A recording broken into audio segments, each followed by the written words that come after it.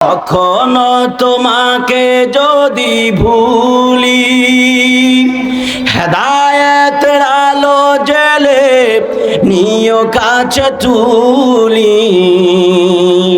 কখনো তোমাকে যদি ভুলি, হেদায়েতের আলো জেলে নিও কাছে তুলি। ক্ষমা কর প্রিয়তম, ক্ষমা কর প্রিয়তম, ও গো দয়াবান তুমি রহমান, তুমি মেহেরবান, তুমি রহমান, তুমি মেহেরবান। বোঝায় বোঝে না তব শান, বোঝায় বোঝে না তব শান। তুমি রহমান, তুমি মেহেরবান। জনম জনম যদি গাহি, তোমারি মহিমা গাওয়া শেষ হবে নাহি। কথা কোন ঠিক না বেঠে? জনম জনম যদি গাহি, তোমারি মহিমা গাওয়া শেষ হবে নাহি।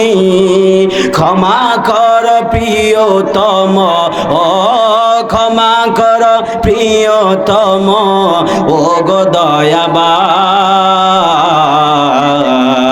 তুমি রহমান, তুমি মেহেরবান, তুমি রহমান, তুমি মেহেরবান।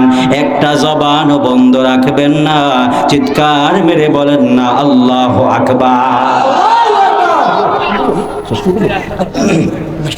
এই জন্য যুবক ভাইরা আমার, এবার আল্লাহর বন্ধু জুনাইদ বাগদাদী রহমাতুল্লাহ আলাইহি ডাক দিয়া বললেন, রে আল্লাহর বান্দা, আমার মুরিদ তোমারে প্রশ্ন করছে তুমি নামাজ পড়ো কিনা।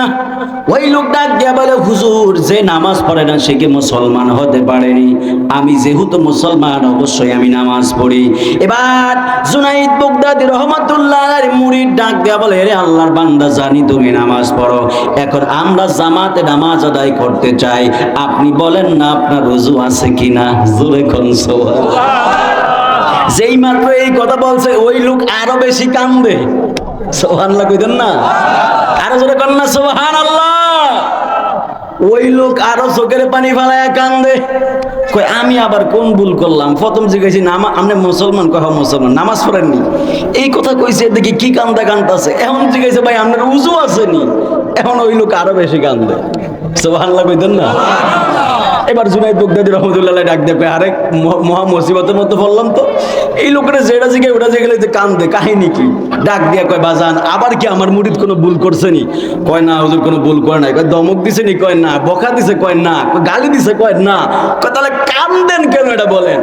কয় হুজুর, আমনের মুরিদ আমার এমন এক কথা কইছে, যেই কথা আসমানের নিচে জমিনের উপর আমি আর শুনি নাই। সুবহানাল্লাহ।